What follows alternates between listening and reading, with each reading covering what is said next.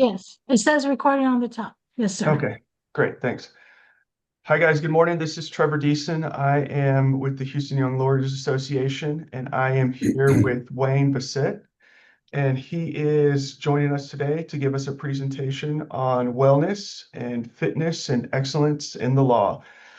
And his title is he's a founder and mental fitness coach. And I also know, just because I've spoken to him before, that he is a retired, but very successful attorney in the practice of law, a longtime litigator, as I understand it, and recently moved to Houston. And his son, also, Michael, is an associate here at my firm, Jones Day, very successful as well. And we're happy that he's here to share sort of what he views as important to all attorneys, but especially us young attorneys, about how if you take a moment to step back and pay attention to your mental health and your fitness, that you can go a long way in your practice. So Wayne, with that, I wanted to say thank you for your time, and the floor is yours. Oh, thank you very much, Trevor. One minor correction, but that's okay. Very few ever get it right. My name is actually, it's Wayne Basist. Ah, That's no worries. Yes, I'm the founder and CEO of ESQ Mental Fitness, and very excited to be here today. And I want to thank the HYLA CLE committee for the invitation and opportunity to present this CLE webinar, and also want to thank each and every one of you for taking the time out of what I know are busy schedules, particularly this time of year. It's very hectic. So again, to use the word of the day, I'm very grateful that you're here. And so the subject today, of course, and I'm going to go ahead and start sharing my screen here. And in just a moment, we should be good to go. Okay. So the subject we're going to focus on today is gratitude. And given the time of year, it is quite apropos to focus on this today. I kind of want to begin with sharing with all of you that, gratitude didn't come naturally to me. It took it took an experience, which I'm going to share with you, for me to finally grasp, what it is to truly be grateful. And that experience is something that I'll never forget. So I'm going to take you guys back to perhaps before some of you might have been born, 1993. In those days, I was pretty athletic. One of the things I used to enjoy doing was going skiing, and I had good friends of mine that invited me to join them to go on a trip to Snowbird in Utah. Beautiful mountain, very challenging runs. And skiing with them. They, of course, are double black diamond experts, and I'm an intermediate at best. Okay. In my head, I thought I was expert, but I was intermediate. Anyhow, we're at the top of the mountain, and it starts to snow, and it starts to snow heavily. And, with their experience, immediately they said, we got to get off the mountain. So they, of course, take off, and my ego says, you can keep up with them, just go. So I take off trying to keep up with them. And sure enough, I catch an edge of my ski, I go airborne and land on my head. And I was knocked out momentarily. And when I came to, I was experiencing the most excruciating pain in the upper right side of my body and arm that I've ever felt. And, eventually, it was what happened was about 4 hours or so afterwards. The pain started to go away, but I started to notice that I couldn't feel my fingers, my hand, and it was literally creeping to eventually where I had lost complete use of my right arm and was paralyzed in the upper right side of my body. Eventually, I had surgery because I had ruptured two discs and suffered a contusion of the spinal cord, which is what led to the partial paralysis. Had surgery. I come home from surgery and I'm in one of these big braces, not a halo, but one of these big stiff braces. And I walk in the door, and my 2.5-year-old son sees me, and he gets hysterical. And it took us a little while, but we were able to eventually calm him down. He was freaked out by this brace. And he comes over to me once he's calm and he says, "Daddy, pick me up." And I said, Michael, I can't pick you up right now. When Daddy's better, Daddy will pick you up. So from that point on, every single day for about 7 months, he would say to me, "Daddy, pick me up when Daddy's better." And of course, I would say yes. And then one day he comes up and he says, "Daddy, pick me up when Daddy's better." And I said, "Come here." And I picked him up. I cannot tell you what that moment of gratitude felt like. I get emotional when I think back to that. And that's a moment of gratitude that I will draw upon at times when life gets difficult and I feel like there's nothing to be grateful for. Fortunately, it doesn't happen too often anymore, but that was incredibly, incredibly powerful. And I like sharing that story because, for me, that was my wake up call. So today, we're going to focus on how wellness, and I'm going to be talking about mental fitness in particular, and gratitude, power, legal competency, and professional excellence. The course, as you know, is accredited for 1 hour of MCLE, including 1 hour of ethics. The rule at issue is Rule 1.01 regarding competent and diligent representation. You may take a moment to read it if you wish. What I'll share with you is that every single thing I discuss today not only supports compliance with this particular rule, but it is the foundation for ethical and professional excellence. So I'm not going to make specific references, but just know that everything I discuss today is about competent, diligent, but frankly, professional, ethical excellence. I like this quote. I came across it. Zig Ziglar is sort of a well-known motivational speaker. He's kind of a gratitude guru. And this is what my experience with gratitude is. It really does determine the altitude of my life. It really determines and influences the quality of my life.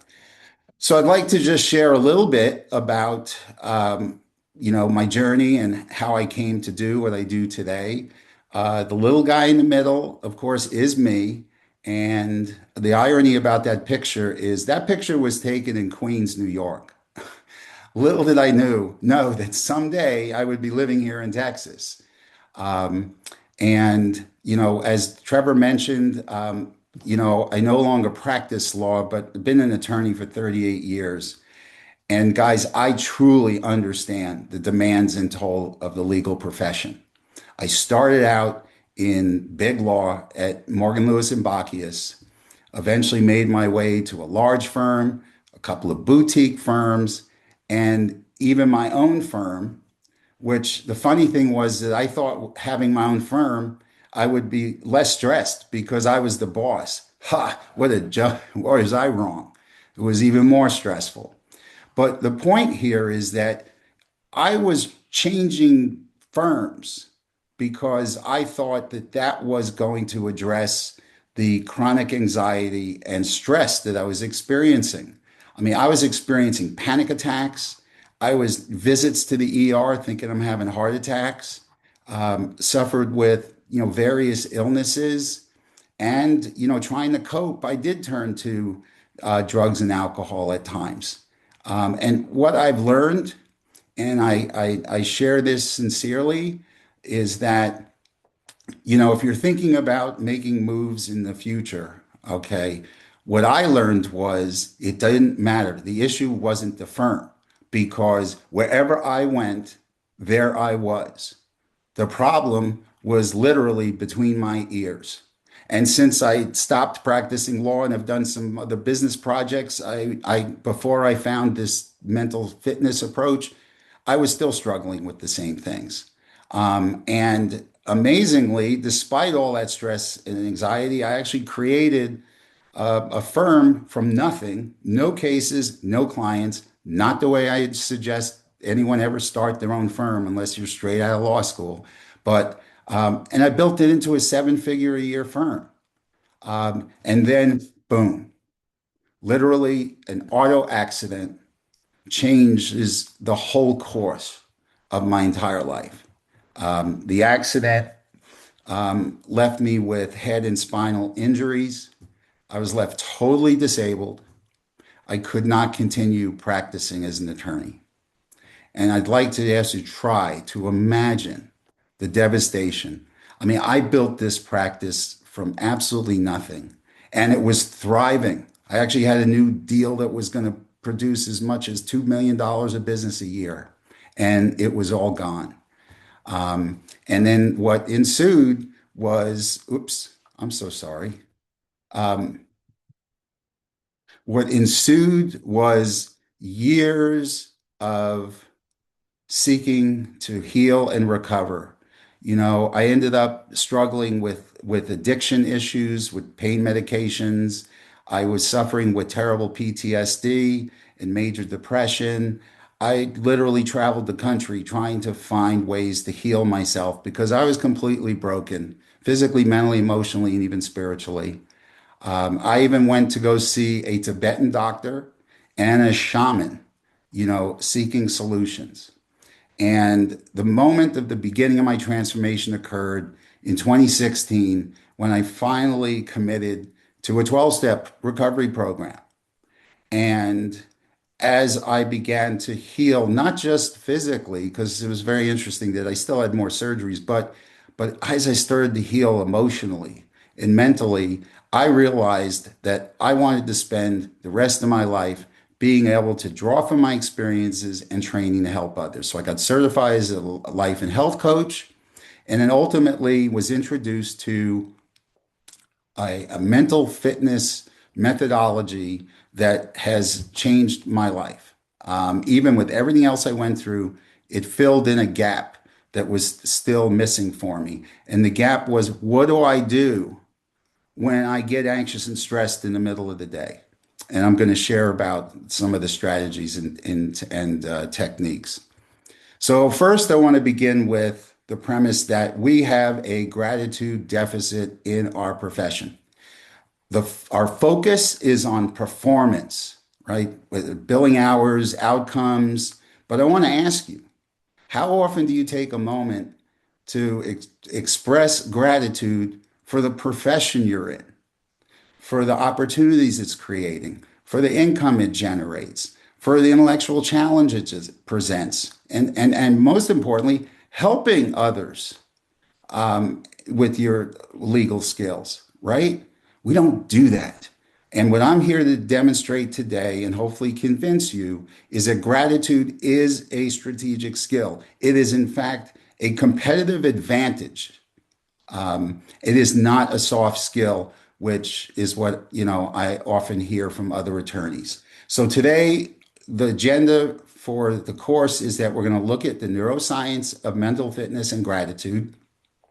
We're going to look at what I call the saboteurs. These are subconscious self-sabotaging thoughts that are the cause of our negative emotions and block us from being able to express and experience gratitude. We're going to then talk about what I call the sage gratitude advantage. I have a case study we'll take a look at, and I'm going to share some gratitude and wellness practices. But first, I would like to introduce you to some mindfulness techniques that are at the core of the mental fitness approach I teach. And if you'll indulge me, I would like to invite you to please take a moment and assume a comfortable seated position in your chair with your head up, chest open, feet flat on the floor. Let your arms go and just close your eyes. And now I'd like you to begin with 3 deep inhales and exhales. And on the exhales, please empty all the air out. Let everything go that was happening prior to this moment.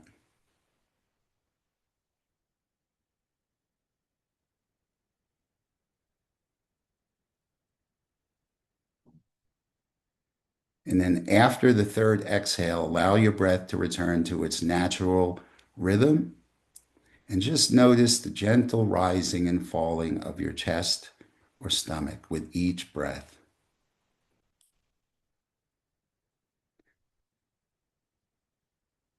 And now what I'd like you to do is to take the thumb and forefinger on one hand and begin to gently rub your fingertips together, and do so with such attention that you can feel the ridges of your fingertips.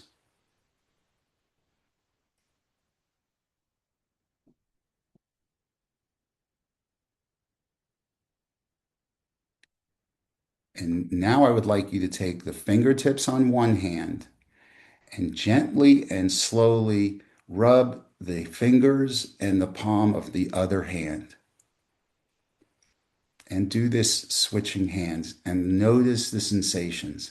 Feel the ridges in the fingers, the lifelines in the palm.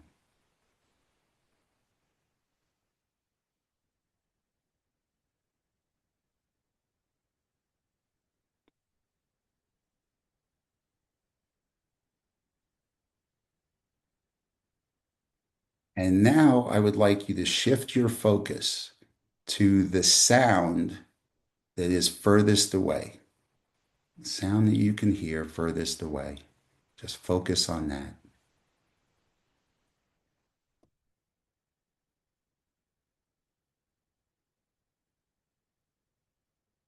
And now focus on the sound that you can hear closest to you.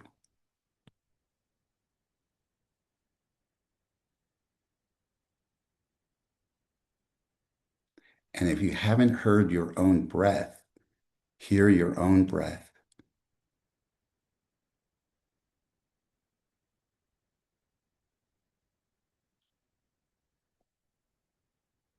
And now go ahead and place your right hand on your stomach and just notice the gentle rising and falling of your stomach with each breath.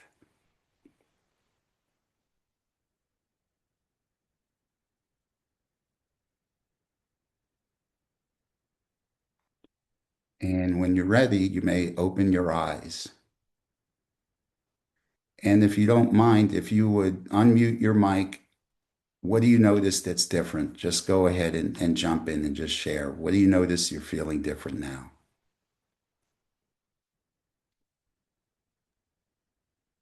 Calmer.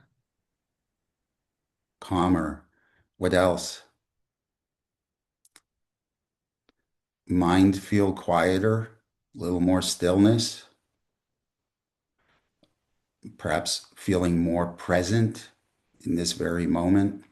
Yeah, Wayne, that's what I was going to say. Definitely in the moment now. And this was about 2 minutes, guys. Um, and think about what your state was just moments ago and how you feel now. That's the beauty of this. And as I mentioned before, these techniques I shared with you today, sound, and we did tactile, but they're all sensory based. So you can use smell, where you really focus intently on a smell, or you can use sight. You can use any of your senses. I mean, even taste, if you were to sip a tea and just focus on the taste, okay, brings your focus, and whatever else you were thinking about before, it's gone. And what's I love is that these are designed as tools to use in real time during the course of your day. I and perhaps some of you start your day with some meditation or journaling or reading or prayer, and you start off and you feel, you may have gone to the gym and you feel grounded and centered and you're ready for the day. And then you go and sit in front of your computer and you look at your email, and quite quickly you've lost that feeling of groundedness, and the anxiety and the stress starts to kick in. And now what do? You're not going to go turn off the lights in your office, draw the shades, and go meditate for 15 minutes. Not going to happen, right? This is something that with practice, you literally can calm yourself down in a matter of seconds. It's like with the rubbing of the fingertips, after a while, your brain just gets accustomed to what that feeling is like, and you become laser focused and calm down. So while we're in this calm state, I'd like you to take a moment now, and I'd like you to write a list of 3 things for which you're grateful, okay? And say why. The why is important because that's how you connect to the feeling of the gratitude. So take just a moment to do that, please.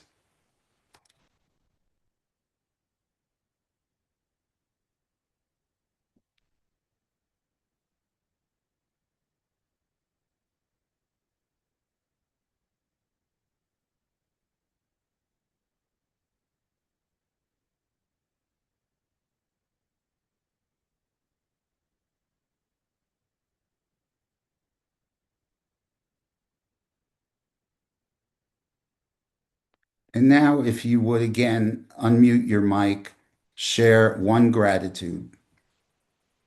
Don't be bashful.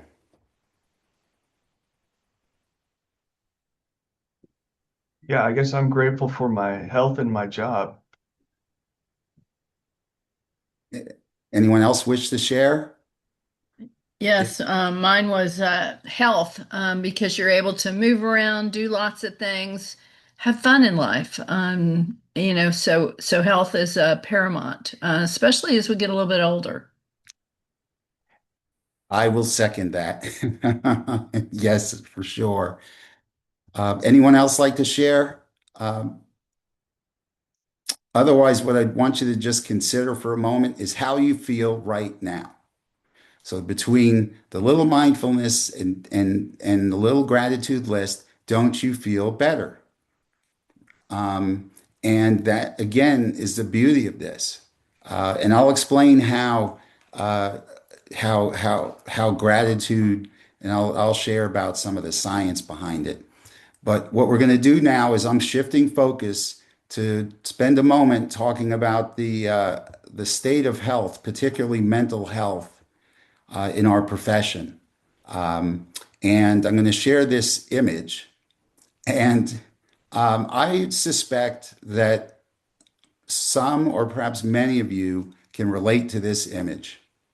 I certainly know so many times that I just wanted to raise the white flag and either surrender. And if I had thought about it, I would have written help on it. And this is part of the demands of the profession. However, what I'm going to focus on here is when you reach this point, and if you're reaching this point on a more, consistent or regular basis, this could be the beginning of what I call the destructive wellness cycle. Look at this picture, okay? I know that you probably do not see yourself in this picture. Perhaps there's someone who does. And it's not just about the fact that you got multiple glasses of, empty drinking alcohol. The destructive wellness cycle. So if you're, crashing at your desk, is that a sign of poor physical health, mental fatigue?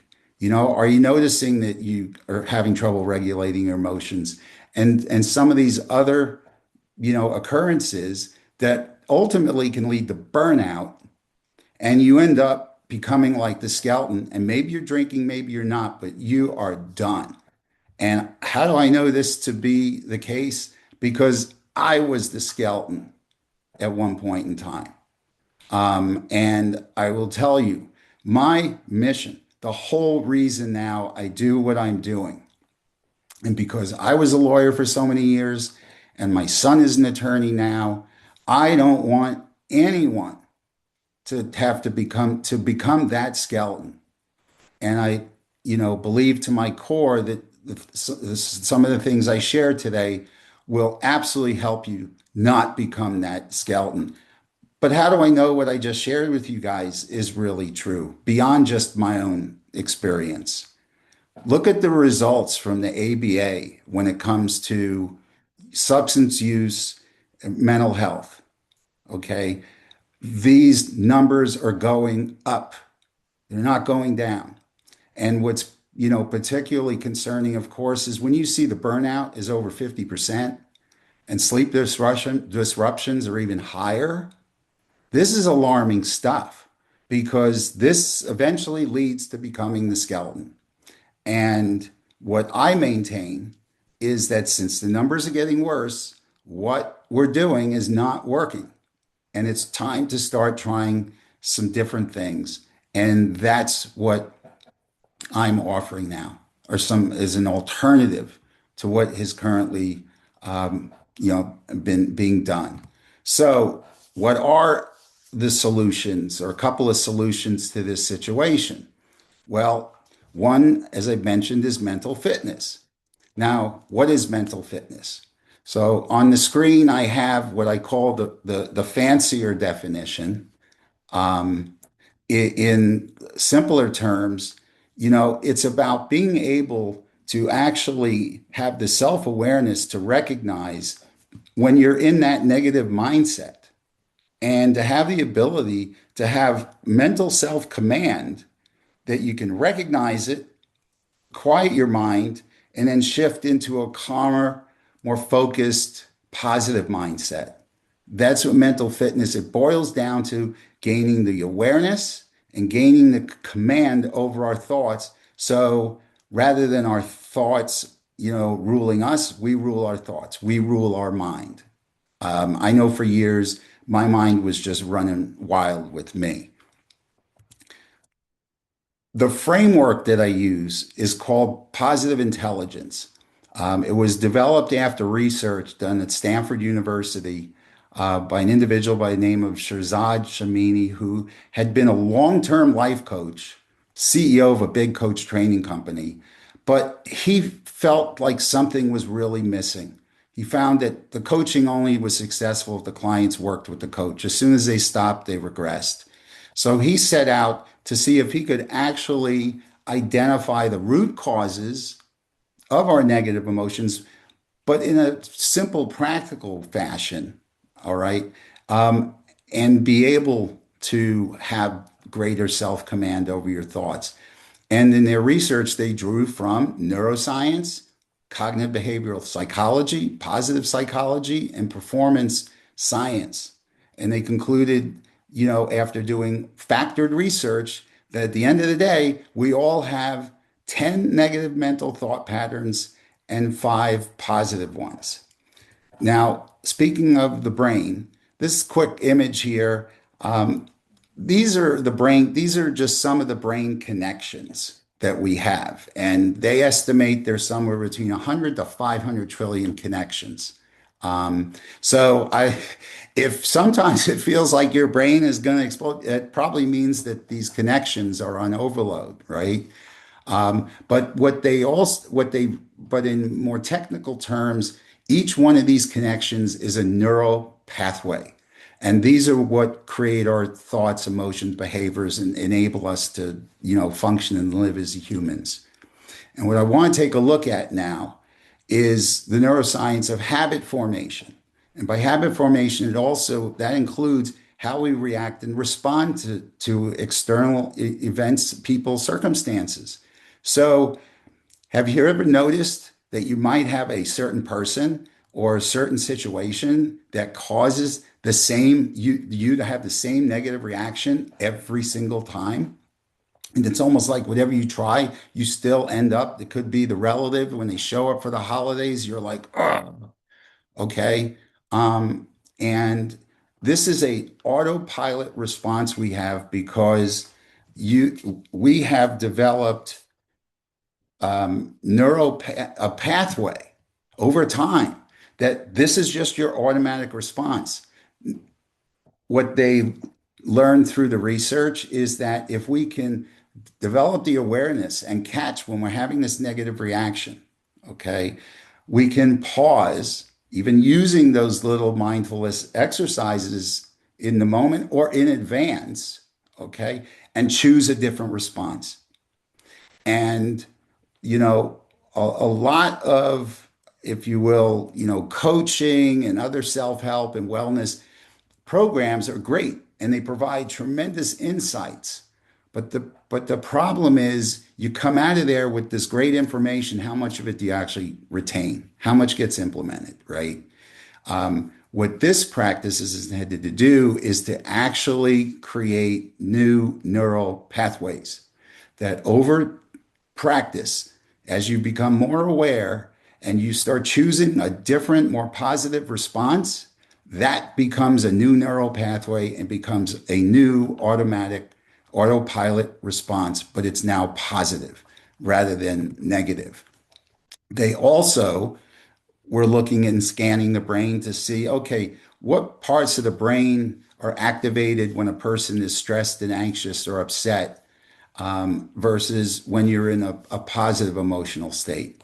Well, you guys are probably familiar with left brain, right brain, right? As a reminder, the left brain is our critical, analytical, mathematical brain.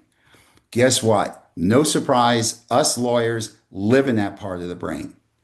But what they also realized is that that part of the brain is what generates those negative reactions.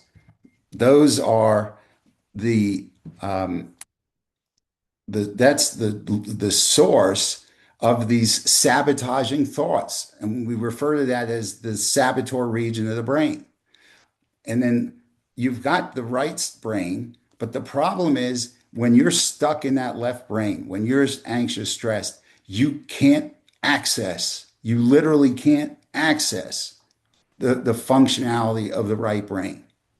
But if you quiet your mind, then you're able to access that positive brain, which is where our empathy resides, problem solving skills, positive emotions, etc. We're going to discuss that a little bit more too.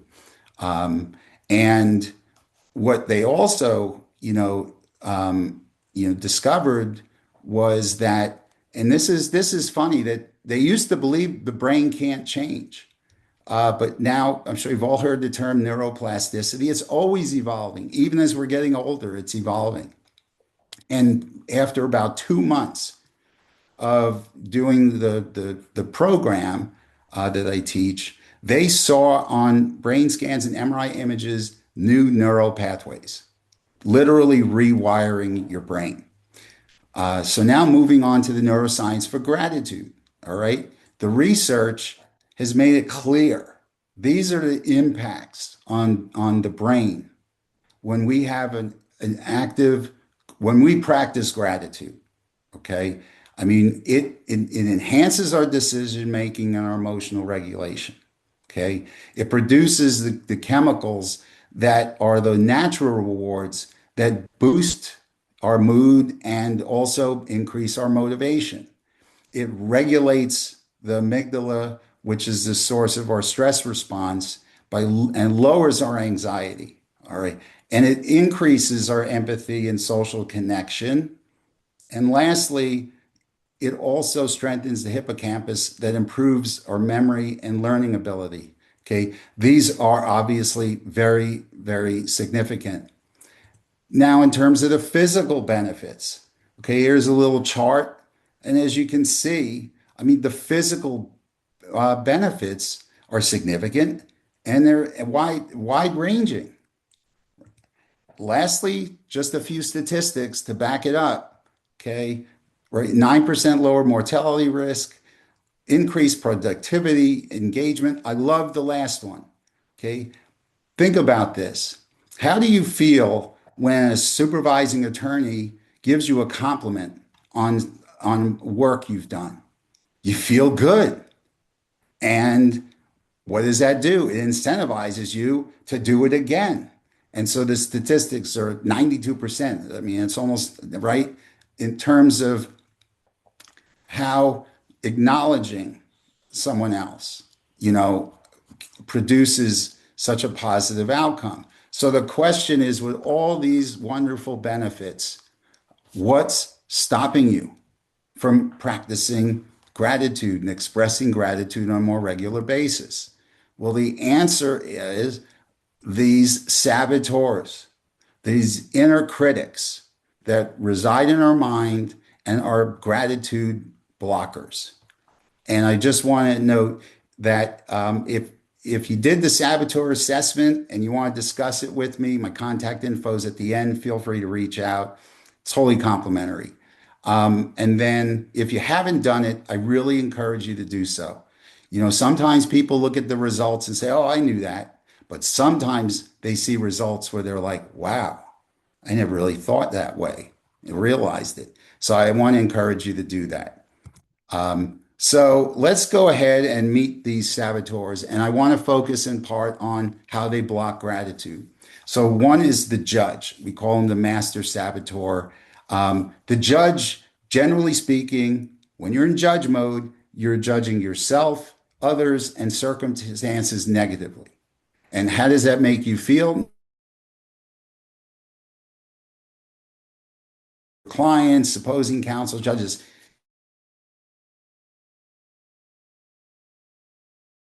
The stickler, the perfectionist, right? Everything's got to be perfect. Well, when it comes to gratitude, it delays it because you can't feel grateful until you've met these impossible standards of perfection. Then we have the pleaser, right? Person who seeks approval from others. Well, you know, you can seek it from your clients, from partners, it can be the judges, but ultimately what are you saying? What do your gratitude is conditional on others' approval. Hyperachiever, right? This is about achievement, achievement, achievement. So you measure your performance by billable hours, case outcomes, and never pause to appreciate victories. Let me tell you a quick story, true story. So I had a case years ago. It was a challenging case. We went to trial. I was successful. We won. Client was thrilled. And this was my biggest client. Okay. But in my head that night, I woke up worried that, God, is the client really, is the really client really happy? Like I didn't even take a moment to really enjoy the win. And I was already concerned about the next accomplishment. The victim tends to be defensive, acts helpless, blames everyone else for the circumstances, and they focus on the negative, and they're not able to see the blessings. Hyperrational is where you're overanalyzing people and problems, and you just are not able to connect with people emotionally. And therefore, you're not able to express gratitude. Hypervigilant, you're always worrying about something, you're worrying about when the other shoe is going to drop. You're always scanning and looking for something bad that's going to happen. And if you try to express gratitude, for some people, it feels unsafe, which creates more stress. And you mistrust positive developments because you're thinking to yourself, something bad's going to be happening anyway, and it's going to undercut it. Restless, you're just constantly, not satisfied. What you're doing is you want to be busy, busy, busy because you think that more activity is better. And you're never satisfied with your current practice. Then there's the controller. This is interesting because the controller fundamentally doesn't really fully appreciate a case outcome unless they were the one that really orchestrated it. And sometimes they'll even resent, co-counsel or staff or experts for their contributions. And therefore they're not able to block the gratitude because they want it to be all about them. And lastly, you have the avoider or procrastinator, right? We know what procrastination is, but in the context of gratitude, it can make it difficult to, allow yourself to feel emotional, to allow yourself to feel gratitude because you have to be vulnerable. And that leaves you feeling exposed. And so you try to somehow keep yourself a bit detached. Good news. These are the 5 positive mental thought patterns we have to offset and counter those saboteurs. All right. And we call them the sage powers. And again, they're the source of gratitude. They work, hand in glove together. So the empathy power is one, right? Not only is it about it helps you be more compassionate, understanding, and express gratitude. It strengthens communication. It strengthens and builds trust and greater human connection with your clients and colleagues, and frankly, even opposing counsel. So the hyper-rational person, this is a challenge. This is a real challenge for them, okay? Explore. You're going to be curious about things. You're going to see multiple perspectives, but it also helps to fuel your competence, improve your performance. It deepens your analysis. It literally can transform the challenges into growth opportunities, and you're able to appreciate that, you know what, mistakes happen, but that's part of learning and part of growth. The innovate is about creativity. It also encourages, proactive problem solving. It sparks appreciation for these creative solutions, and it generates breakthrough thinking. When I'm super stressed and anxious, I can't think creatively. I can't see alternative options and approaches. And then I mentioned here the navigate power. All right, which this is important because this one is about remembering the big picture, remembering what's important, and remembering your values. I'm gonna share a story. A lawyer I know here in the state of Texas had a small firm, very small firm. He had one client that was generating $500,000 a year in business. And then one day, this client approaches him and basically asks him to launder money for him. Not large amounts, but nevertheless to launder money for him. So now the lawyer's values are being challenged. And unfortunately, he went with the money and ultimately ran into some real trouble. He was lucky he didn't go to jail, and he was only given a reprimand. He didn't lose his license. So it's, being able to remember our core values is very important in order to being able to stay ethically compliant. And lastly, the activate power, right? This one is what really helps us at the end to be able to identify, okay, what are the next specific steps for me to take right now? Because when I'm really stressed and anxious and I get overwhelmed, I don't necessarily know what to do next. So using these positive thought patterns, we're able to then reach a point where we can clearly identify what our steps are going to be. And this helps us build more confidence in our decision-making ability. And it again helps to build trust, but it's also the stopgap to make sure you're not doing something that's unethical. So I have a case study, a simple one for us to take a look at. I want you guys to see how this plays out in a real world situation. So here we have the situation with an associate at a mid-sized firm getting ready for a business litigation trial, and she's responsible, as you can see from here, the pre-trial brief, etc. So let's look now at how these saboteurs impact.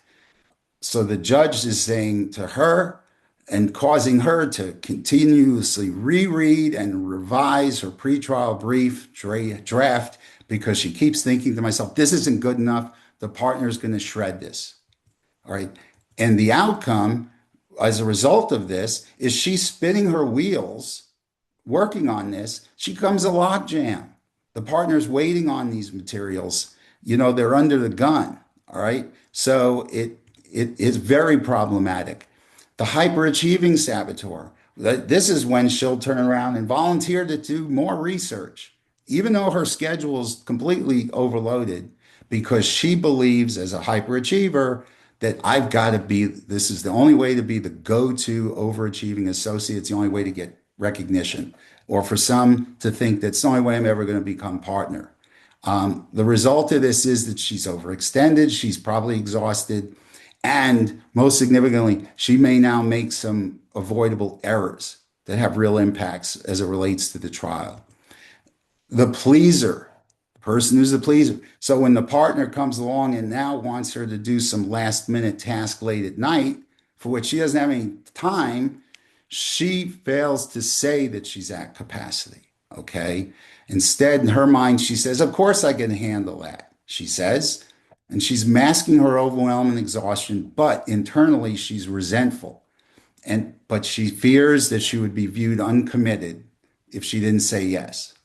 Now, this is how the positive thought patterns, the sage, and gratitude start to make a big difference. So, with the judge, where you're judging everything negatively, okay, empathy is the great antidote for that.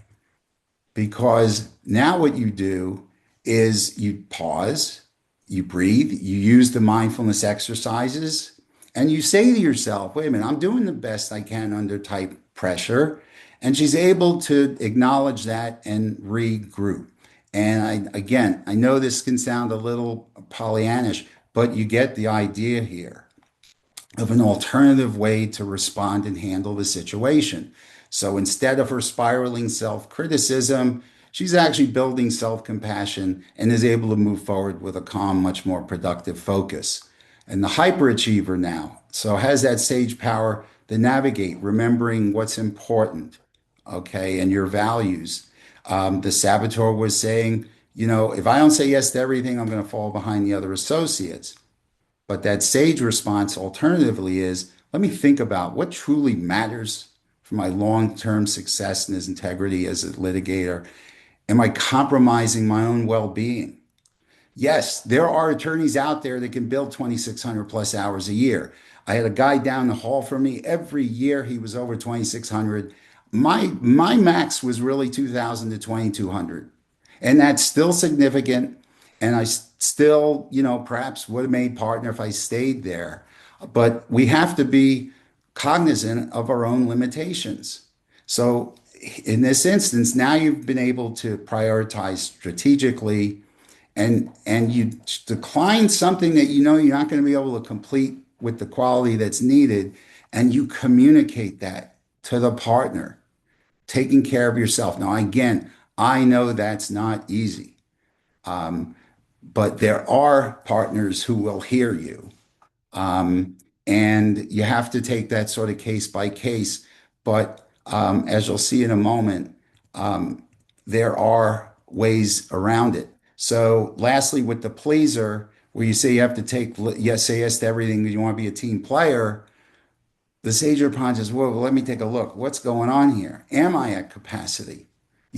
Is there a way I can communicate this and still support the team?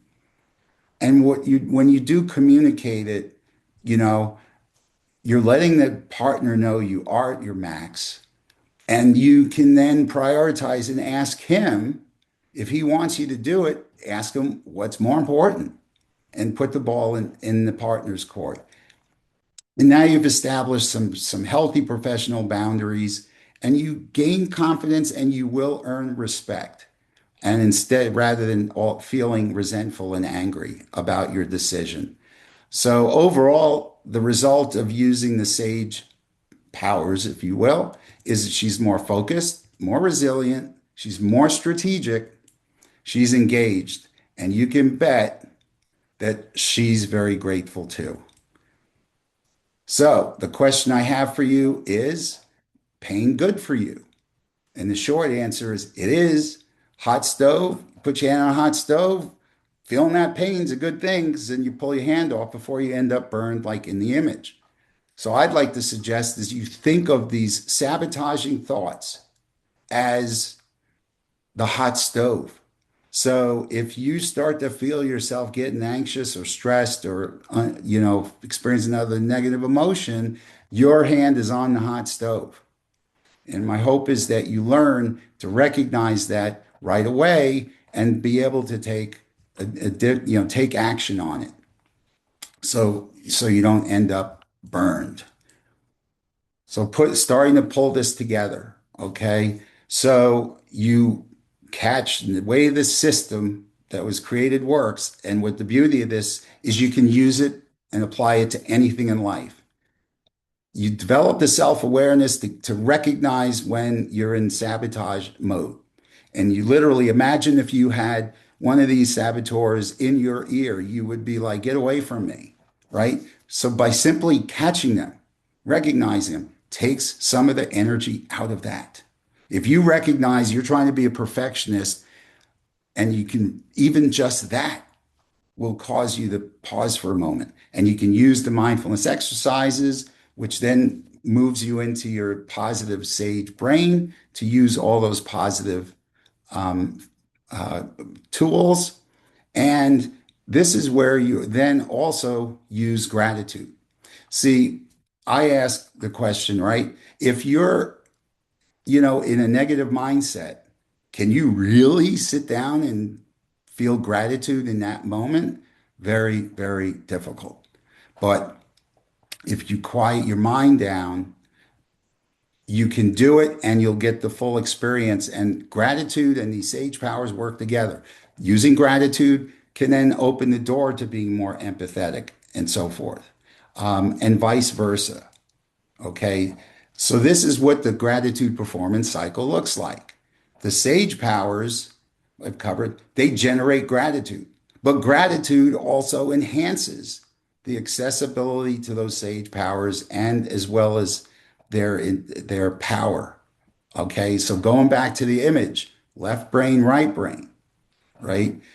Sage, you can't access those sage when you're all swept up in that negative mindset. And then ultimately the gratitude fueled performance creates the positive income outcomes, which then generate more gratitude, which ultimately leads to sustainable upward and long term, and I'll say long term and upward excellence. So I'd like to share as we're getting close to wrapping up a couple of suggestions regarding a daily gratitude practice. This is something that I do, and my clients who've done it have been amazed at what a difference it makes. In the morning, start out with a list of 3 things and say why you're grateful. And if you'd like, there are journals out there that have prompts for this. Now, I mentioned here that it's helpful to do a one good thing in the evening to write down one positive moment from the day and write why it matters. But I also would say, alternatively, or in addition, do another gratitude list because this is right before bedtime. And what you're doing now is you're putting yourself into a positive mindset and you're creating a break from the busyness going on in your mind for due to work, and you can hopefully go to sleep faster. And if you wake up in the middle of the night, these mindfulness exercises and even a gratitude practice in that moment will help quiet your mind down so you can go back to sleep. Every single one of my clients has said that the one thing they didn't anticipate that this was going to help with was sleep. And utilizing this approach has really improved their sleep a lot. Lastly, okay, physical wellness, also critical. So I want to emphasize hydrate, hydrate, hydrate. We lawyers, we're so busy during the day, we're not hydrating, which leads to our fatigue. We lose concentration and focus. We can get irritable, we can get headaches, okay? And we're not performing at peak levels. So please hydrate. Half your body weight in ounces is what, is the target. Can be a little aggressive, but you do your best. Eat nutritious foods, but I want to emphasize eat. Okay. I hope he won't get mad at me for sharing, but my son, that's one of his failings is that he will get so wrapped up in his work that he won't eat. And then he wonders why he's getting more irritable and he's having trouble focusing sometimes. So eat, exercise, try out some yoga or fun relaxation type activities like the bear. And in the middle, critical, you got to sleep, guys. You have to get sleep. And you cannot perform. And if you're tired, you're not focused properly, that's when we make mistakes. And that's when we can, violate, our rules of professional conduct. So I like to share this information. The Texas Lawyers Assistance Program, otherwise known as TLAP, this is a confidential program created by the Texas State Bar. If you're experiencing, mental health issues or other personal challenges and substance use challenges, they're there for you 24/7. Um, and it indeed is completely confidential. And I know how hesitant, some people are to share with others. I can tell you from my own personal experience, I can't survive in this life by myself. And when I'm hurting, I've learned that it's critically important to reach out for help. So don't let your ego stop you from that. So that concludes my presentation. Here is my contact information. Please, if anything resonated from today and you'd like to discuss it further with me, please reach out. I always meet complimentary. And then please, if you haven't done the saboteur assessment, do that as well. The link is on the HYLA website, or you can, get it through mine. And with that, I am going to stop my screen share and welcome any questions or comments that anyone has. Thank you, Wayne. How do we get the CLE number? It is in the chat. Okay. I don't see it in the chat. Okay. It says chat disabled. Okay, let me, But thank you, Wayne. That was super informative. can you And guys see benefits. it? Did it come up? It's there, Trevor. Yes, sir. We got it. Excellent. Okay. Yeah, Wayne, I was just going to say it's good to hear from an expert. Many of us are young attorneys. I myself as an associate, as you know, it's just nice to hear from a partner that's been sort of in big law for a long time, very successful, that these things are real, that we can have this mental health space, even in such a high demanding and intense environment. So I just want to say thanks for that. It was pleasant to hear that today. Well, I appreciate that. And this is the time in your careers to, try to establish, certain routines and acquire, tools and strategies, to help you, manage the demands of the profession. One last thing I'll mention too is that I know with younger attorneys now, work-life balance and integration is really important. And the reality is that you're not going to have as much personal time as you do, professional. However, what I learned is this, that when you have that personal time, if you have command over your thoughts, you can be more present in that personal time. I spent so many years, Saturday and Sunday come along and I'm doing things with the family, but only my body was there. My mind wasn't there. I wasn't present. So what happens is you get to Friday, and even though you're not working over the weekend, your mind is still in work mode. And now Monday comes, and this over time is what contributes to the burnout. And so, this is an approach to help build, being present. Any other comments, questions? Well, I want to thank you again for taking the time to be here today. I want to thank the committee for the invitation. I am definitely very grateful. And if you enjoyed today, tell your colleagues.